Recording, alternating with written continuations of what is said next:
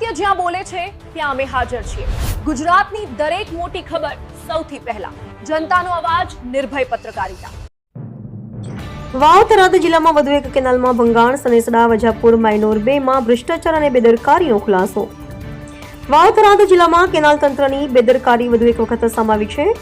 બાબર તાલુકાના સનેસડા વજાપુર માઇનોર 2 કેનાલમાં ગંભીર ભંગાણ પડતા આસપાસના ખેતરો માટે મોટો ખતરો ઉભો થયો છે। કેનાલની યોગ્ય સાફ સફાઈ અને જાળવણી ન થવાને કારણે અચાનક ગાબડું પડ્યું હોવાનું સ્થાનિક ખેડૂતોએ જણાવ્યું છે।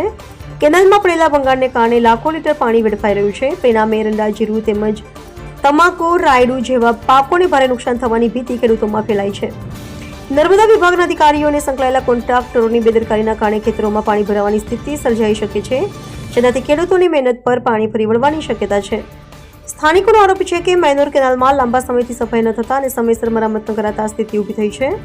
કોન્ટ્રાક્ટર અને દેખરેખમાં થયેલી બેદરકારી તથા ભ્રષ્ટાચારના પાપે કેનાલ તંત્ર પર સવાલો ઊભા થયા છે। ખેડૂતો દ્વારા તાત્કાલિક ભંગાણ બંધ કરી નુકસાન અટકાવવાની તેમજ જવાબદાર અધિકારીઓ સામે કડક કાર્યવાહી કરવાની માંગ ઉઠી છે। નર્મદા વિભાગ દ્વારા જો તાત્કાલિક પગલાં નહીં લેવામાં આવે તો ખેડૂતોને ભારે આર્થિક નુકસાન સહન કરવું પડી શકે તેમ છે। Bureau report Ranabhai Paregi, Tharad.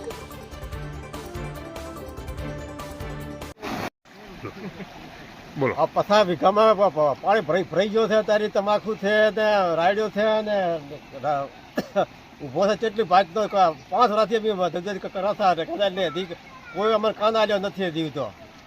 હવે આનો અમારે શું કરવાનું ચીકીએ સાહેબ અમારે દાવ અમારે તો કોઈ સાહેબ નથી આ લાગા છે પાછા બની એને હવે ફોટા પાડી રહ્યા છે। હવે શું કરે છે?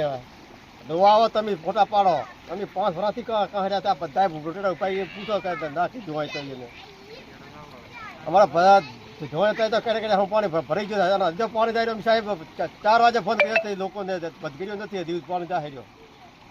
હવે આનો શું કરવાનું સાહેબ? હવે